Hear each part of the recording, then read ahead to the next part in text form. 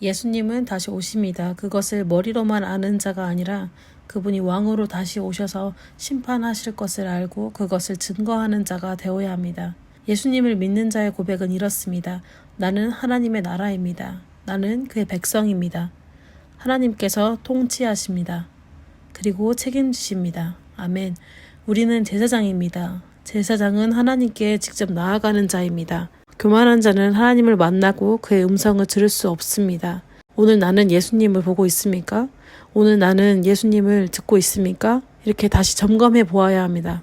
요한계시록 1장 6절에서 8절 말씀입니다. 그의 아버지 하나님을 위하여 우리를 나라와 제사장으로 삼으신 그에게 영광과 능력이 세세토록 있기를 원하노라. 아멘. 볼지어다 그가 구름을 타고 오시리라. 각 사람의 눈이 그를 보겠고 그를 찌른 자들도 볼 것이요 땅에 있는 모든 족속이 그로 말미암아 애곡하리니 그러하리라. 아멘.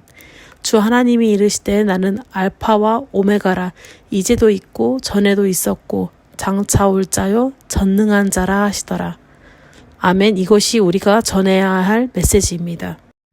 예수님께서 다시 오실 때는 모든 사람이 그를 볼 것이라고 성경은 말씀하고 있습니다. 예수님 구름 타고 다시 오실 때는 믿는 자나 안 믿는 자나 다 저분이 하나님의 아들이다 라고 알며 고백할 것입니다.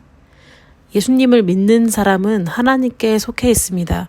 하나님께 속해 있으면 세상을 이길 수 있습니다. 내 안에 계신 이가 세상을 이기셨기 때문입니다. 하나님 나라가 그 안에, 하나님 생명이 그 안에 있으면 삶이 바뀌게 됩니다. 내가 누군지 알게 된다면 삶이 달라지게 됩니다. 그리스도인의 정체성은 두 가지입니다. 첫 번째, 너희는 나라다. 두 번째, 너희는 제사장이다. 첫 번째, 너희는 하나님의 나라이다. 나라는 누가 다스리냐에 따라 달라집니다. 예수님께 속해 있다면 마귀를 이길 힘이 있습니다. 세상이 나를 이길 수 없습니다.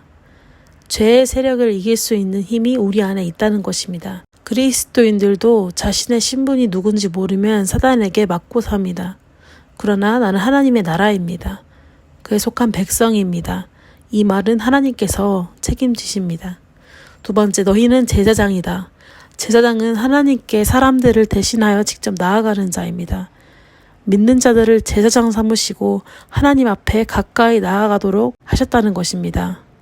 그런데 요즘 믿는 자들은 하나님이 멀리 있는 것처럼 살고 믿습니다. 반대로 다윗은 하나님을 가까이서 하나님의 구체적인 인도하심을 받았었습니다.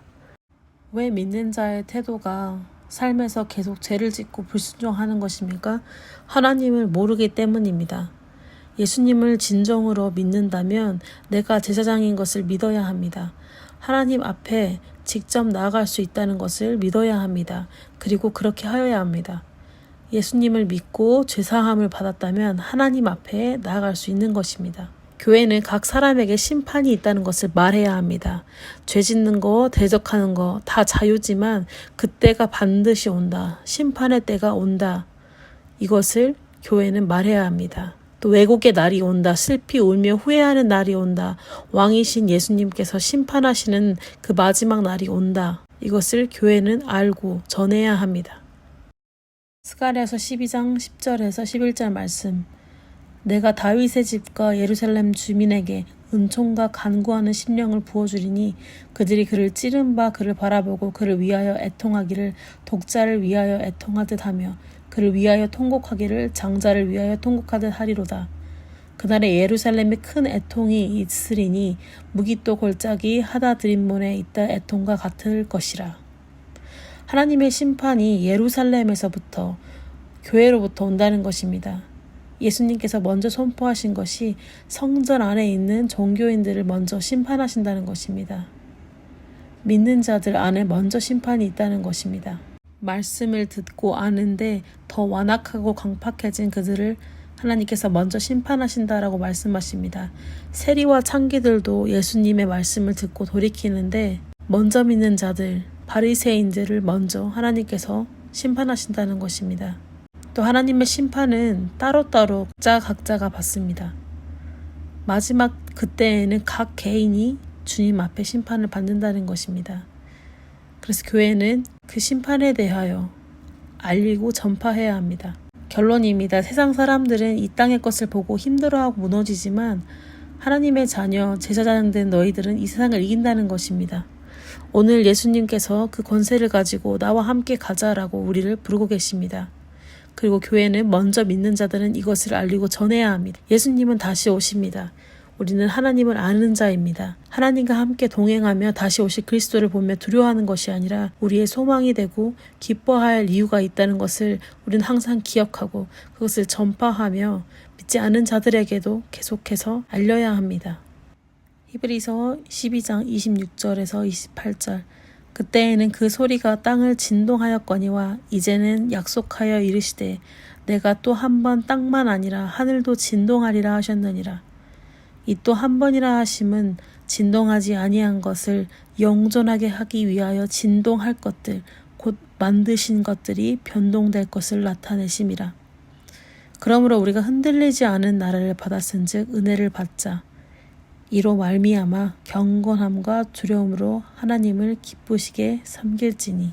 아멘. 하나님의 나라는 영원하고 흔들리지 않습니다.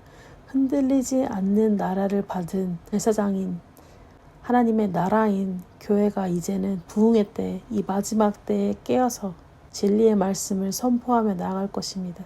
수많은 영혼들이 그리스도께 돌아오는 역사가 있을 것을 선포합니다. 믿지 않은 영혼들에게 더 많이 선포될 것입니다. 예수님 구름 타고 오십니다. 예수님 반드시 오십니다. 예수님 그분의 뜻과 계획을 성취하러 이 땅에 오십니다. 예수님께서 다시 오십니다. 온 땅이 그리스도께 돌아오는 역사가 있을 것을 선포합니다. 예수님 다시 오심을 기다립니다. 마라나타 주 예수여 다시 오시옵소서. 아멘.